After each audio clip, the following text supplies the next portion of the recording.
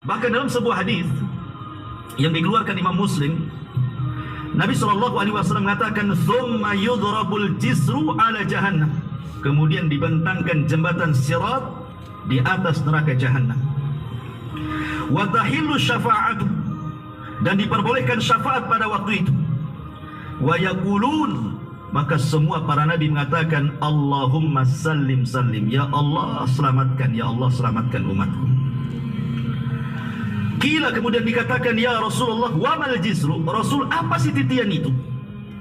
Qala, maka Rasul mengatakan, "Dakhadu mazillatu fihi khatatifun wa kalalibun wa hasakun takunu bin najdin fiha syaukatu yuqalu laha sa'dan." Ketika Nabi SAW ditanya tentang jembatan itu, maka Rasul menyebutkan sifatnya. Jembatan itulah tempat yang sangat licin, mudah menggelincirkan. Dia memiliki penyambar-penyambar dan kawat-kawat besi yang kokoh, seperti yang ada di Najd yang memiliki kawat-kawat besi yang disebut dengan sa'dan. Jadi ada kawat-kawat bengkok gitu, yang menyambar-nyambar gitu ya di jembatan itu. Kemudian kata Nabi SAW, "Fayamurrul mu'minuna qatarfil aini wa kalbarki wa karrihi wa kattairi wa kaajawidil khairi warrukabi." Kata Nabi SAW, kemudian kaum mukminin yang akan melewati di dalamnya, ada yang melewati dengan sekejap mata, ada yang seperti kilat, ada yang seperti angin, ada yang seperti burung yang terbang, ada juga yang berlari seperti kuda yang sangat kencang, dan ada juga yang seperti orang berkendaraan. Kata Rasul, "Fanajin musallamun wa makhdusun mursalun wa makhdusun fi nari jahannam." Kata Nabi SAW, adapun muslim yang selamat, ada pula yang disambar besi-besi penyambar lalu dilepas, dan ada pula yang terjerumus ke dalam neraka jahannam. Ma'asyiral muslimin yang dimuliakan Allah Subhanahu wa taala, tentu orang yang pertama melewati adalah Rasul kita, tidak syak lagi, baru umat Islam. Walaupun kita umat yang terakhir, tetapi justru yang pertama kali melewati jembatan itu, dan itu bentuk kemuliaan. Kenapa demikian? Karena usia umat kita ini tak panjang, hisabnya tak lama. Kalau usia umat dulu itu panjang-panjang, maka hisabnya lama. Makanya dahulukan umat Islam, dan ini kemuliaan bagi kita. Ma'asyiral muslimin yang dimuliakan Allah Azza wa Jalla, sebenarnya neraka itu cuma satu secara zatnya, tetapi muta'addidatun fis sifat.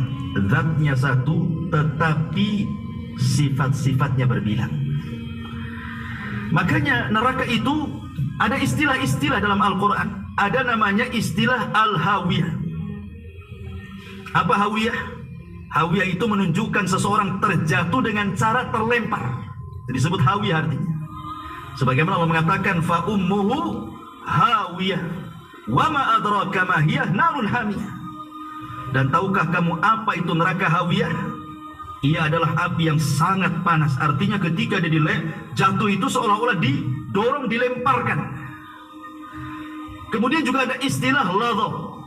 Makanya Allah mengatakan, "Kalla innaha ladha nazza'ata lisyawah." Dalam surah Al-Ma'arij 15-16 Allah mengatakan ladha. Apa sih ladha itu? Neraka yang apinya menyambar-nyambar, menyala-nyala, itu disebut ladha. Makanya Allah mengatakan sama sekali tidak, karena ia adalah neraka ladha yang akan mengelupaskan kulit kepala mereka. Kemudian juga ada istilah khutamah. Khutamah itu maksudnya melumat bahasa kita. Dan itu Allah katakan, "Kalla la yumbadanna fi al-khutamah wa ma adraka mal khutamah narullahil muqadah allati tattali'u 'alal afidah." Betul-betul melumat sampai ke hatinya. Allah katakan sekali-kali tidak, pasti akan dilempar ke neraka Hutamah. Dan tahukah kamu apa neraka Hutamah itu? Yaitu api Allah yang dinyalakan, yang membakar sampai ke hati orang itu. Kemudian juga ada istilah Jahannam. Tentu artinya Jahannam itu api yang sangat panas sekali. Makanya Allah mengatakan ketika orang-orang munafik diajak jihad ke perang Tabuk, sebagian mereka menganggap ngapain jihad di musim panas, belum sampai udah kalah kita kata kepanasan. Maka turun ayat kul naru jahannam asyaddu harran law kanu yafqahun. Katakan ya Muhammad kepada orang-orang munafik itu, neraka jahanam lebih panas kalau seandainya mereka tahu. Kemudian juga ada istilah jahim. Dalam Quran itu ada istilah jahim. Jahim ini lebih panas dibandingkan jahanam. Sebagaimana Allah mengatakan fa amma man tagha wa atharul hayatad dunya fa innal jahima hiyal ma'wah. Adapun orang-orang yang melampaui batas dan lebih mengutamakan kehidupan dunia, maka neraka jahimlah tempat tinggalnya. Kemudian Allah juga mengistilahkan dengan kalimat sakor. Sakor itu membakar. Ya. Allah mengatakan masalakakum fi sakor.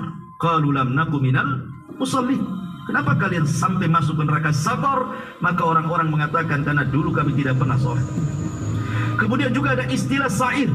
Sebagaimana Allah mengatakan wa amma man utiya kitabahu wara'a dhahri fasawfa yad'u thubura wa yasla sa'ira. Sa'ir itu artinya bukan hanya sekedar api yang menyala, tetapi berkobar-kobar sangat tinggi sekali.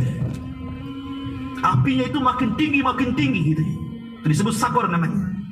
Makanya Allah mengatakan adapun orang-orang yang diberikan catatan amal dari belakang punggungnya, maka ia akan berteriak celakalah aku, dan dia akan masuk ke neraka sakor. Kemudian juga ada istilah sijin. Sijin itu artinya penjara. Karena orang masuk neraka tidak mungkin keluar dari situ, seolah-olah dia masuk ke penjara api neraka.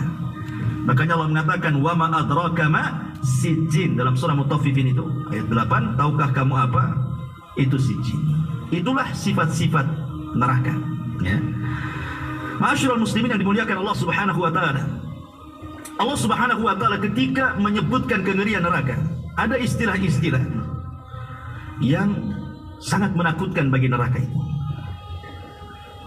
Terkadang Allah membahasakan dengan bi'sal masir. Apa bi'sal masir itu? Seburuk-buruk tempat kembali. Walilladzina kafaru bi rabbihim adzabu jahannam wa bi'sal masir. Surah Al-Mulk ayat 6. Dan orang-orang yang ingkar kepada Tuhannya akan mendapatkan adab jahanam, dan itu seburuk-buruk tempat. Di dunia ini seburuk-buruk tempat pun tidak lebih buruk daripada neraka. Sebutkan tempat yang paling buruk di dunia, tidak seburuk neraka. Bahkan ada istilah juga bi'sal qarar. Sebagaimana Allah mengatakan jahannam yaslaunaha wa bi'sal qarar, Ibrahim 2:9. Yaitu neraka jahanam mereka masuk ke dalamnya, dan itu seburuk-buruk tempat kediaman. Qarar. Terkadang Allah Subhanahu wa taala membahasakan dengan darul bawar. Sebagaimana Allah mengatakan alam tara ilal ladzina baddalu ni'matallahi kufra wa ahallu qaumahum daral bawar. Surah Ibrahim ayat 28. Allah mengatakan tidakkah kamu memperhatikan orang-orang yang telah menukar nikmat Allah dengan ingkar kepada Allah dan menjatuhkan kaumnya ke lembah kebinasaan. Allah bahasakan neraka dengan lembah kebinasaan. Ada juga bahasa Quran dengan menyebutkan bi'sal wirdul maurud. Apa itu? Seburuk-buruknya tempat yang akan dimasuki manusia. Sebagaimana Allah mengatakan dalam surah Hud ayat 98.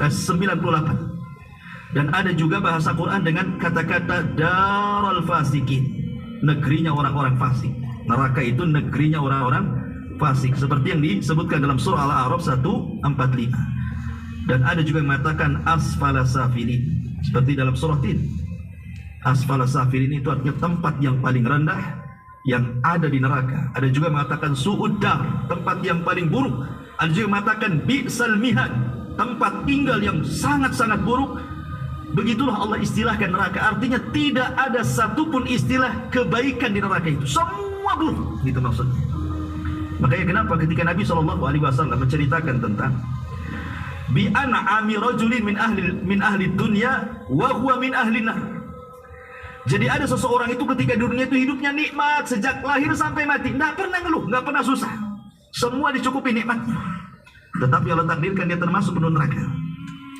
Akhirnya Allah celupkan ke neraka satu celupan saja. Kemudian Allah tanya orang ini, hal marra bika min ni'amin qad.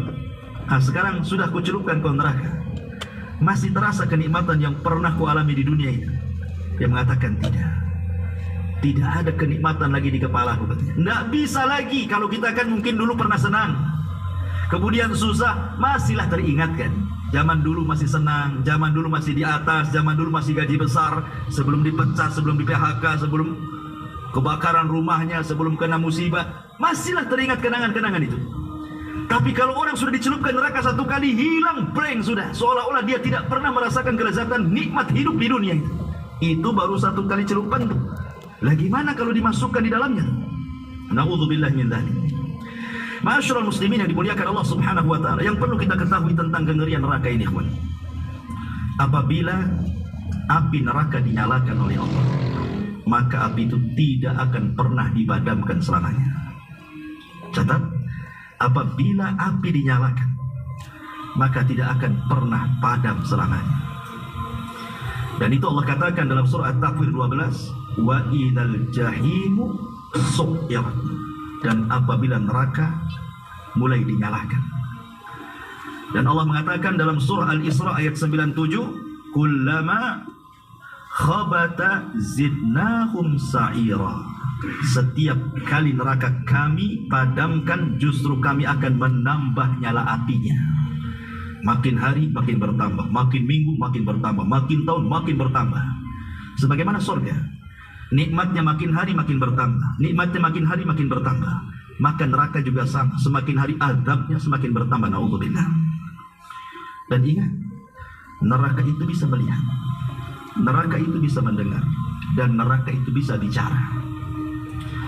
Dalam hadis Abi Hurairah radhiyallahu anhu, Nabi SAW bersabda, yakhruju unukun minan nar yaumal qiyamah, lahu aynani yubsiru bihima, wa udhunani yasma'u bihima, wa lisanun yantiqu bihi, fayaqulu ila wukilta bi thalathatin, inni wukiltu bi thalathatin, bi kulli jabbarin anid, wa bi kulli man idda'a ma'allahi ilahan akhar, wal musawwirin. Kata Nabi SAW dari hadis Abu Hurairah radhiyallahu anhu, akan keluar leher neraka pada hari kiamat. Dia memiliki dua mata yang melihat, dua telinga yang mendengar, dan satu lisan yang akan bicara. Artinya neraka itu melihat, mendengar, dan bicara. Kemudian neraka akan mengatakan, aku diberi tugas oleh Allah untuk mengazab tiga kelompok. Setiap orang yang sombong dan keras kepala, setiap orang yang berdoa kepada selain Allah bersama Allah, dan orang-orang yang menggambar, maksudnya menggambar makhluk hidup yang bernyawa. Hadis ini sahih dikeluarkan oleh Imam At-Tirmidzi. Bahkan dalam surah Al-Furqan ayat 12 Allah katakan, idza ra'aitahu min makanin ba'id sami'u laha taghayyudan wa zafira. Jadi neraka itu kalau melihat dan sangat marah kepada orang-orang yang Allah marah kepadanya. Jadi Allah semakin marah, neraka ikut marah juga sama orang itu. Makanya Allah mengatakan apabila neraka itu melihat mereka, orang-orang yang dimurkai Allah itu dari tempat yang jauh, mereka ahli nar mendengar kegeraman neraka dan suara yang menyala-nyala. Geram sekali neraka itu kepada orang yang Allah murkai. Menunjukkan neraka bisa bicara. Ma'asyiral muslimin yang dimuliakan Allah Subhanahu wa taala, bahkan tidak ada yang bisa menandingi siksaan neraka dengan siksaan dunia. Seperti apalah siksaan dunia? Paling tinggi dimutilasi. Siksaan dunia mungkin dibunuh pelan-pelan. Sebenarnya orang kalau sudah mati dimutilasi nggak akan terasa dia, karena sudah tidak ada ruhnya, kan? Seperti perkataan Asma binti Abi Bakar kepada anaknya Abdullah ibn Zubair ketika dia ditangkap oleh Hajjaj ibn Yusuf, kemudian diikat di gerbang Madinah. Kemudian dia mengatakan kepada ibunya Asma, ya Ummi, bagaimana kalau Hajjaj itu memutilasi aku, memotong satu-satu badanku? Maka ibunya menenangkan, ya Abdullah ibn Zubair, bagaimana pendapatmu dengan kambing yang sudah mati, kemudian kau kuliti, kemudian kau potong-potong, apakah dia merasakan sakit? Seperti itulah jasad kalau sudah tidak ada ruh, mau dimutilasi kayak apapun, mau dipotong, mau dicongkel, mau dipotong kupingnya, mau ditarik lidahnya, mau dicopot kukunya, nggak akan terasa dia. Kenapa? Karena ruhnya sudah nggak ada. Cuma nampaknya aja sadis kan itu ya. Sadis sekali itu. Sebenarnya tidak biasa saja. Ya. Orang yang mati tidak dimutilasi dengan orang yang mati dimutilasi itu sama saja sakitnya ketika dicabut ruhnya itu saja. Selebihnya tidak akan merasakan. Antum mau digeret dia dengan tambang pakai mobil di tanah aspal dari sini kena goyah pun dia tidak mungkin terasa. Ruhnya sudah nggak ada. Itu maksudnya. Dan kalau seandainya kita kumpulkanlah, coba raja mana yang paling bengis mengadab manusia? Ashabul Ukhdud, Fir'aun ketika membunuh bayi-bayi, Namrud ketika membunuh kesewenang-wenangannya dan begitu seterusnya. Tidak ada yang bisa menandingi siksaan neraka dibandingkan dengan dunia. Makanya Allah katakan dalam surah Al-Fajr ayat 25, "Fayauma idzin la yu'adzibu adabahu ahad." Pada hari itu tidak ada yang mengadab seperti adab Allah. Enggak ada. Ya. Ma'asyiral muslimin yang dimuliakan, kenapa? Tadi saya katakan di awal, karena kalau Allah sudah mengadab, melupakan semua nikmat. Itu masalahnya. Kalau Allah sudah azab itu, nikmat semua dilupakan dia. Nikmat yang pernah dibayangkan di dunia itu, rasanya tidak pernah secuil kenikmatan pun dia rasakan. Saking kerasnya azab Allah itu. Ma'asyiral muslimin yang dimuliakan Allah Azza wa Jalla, bahkan saking kerasnya, terkadang sebagian mereka ingin menebus dengan orang-orang yang dicintainya. Kalau antum di dunia ada masalah dengan anak antum, kena kes, narkoba, masuk penjara, ada masalah, pasti antum ingin tebus anak antum. Rata-rata kan begitu, orang kalau cinta dengan anak, walaupun dia salah masuk penjara, kalau bisa bayar uang cepat keluar. Itu di dunia. Kita akan menebus orang-orang yang kita cintai supaya tidak terkena musibah. Tapi di akhirat terbalik. Anak yang kita cintai siap dijadikan tebusan agar dia tidak disiksa di neraka, coba. Bayangkan, ya. Kalau bukan karena dahsyatnya kan, kalau di dunia kan terbalik ya. Kalau anak kita, istri kita ada masalah, kita berusaha cari uang, kita tebus supaya dia jangan sampai terkena masalah. Seperti yang dilakukan Zainab ketika suaminya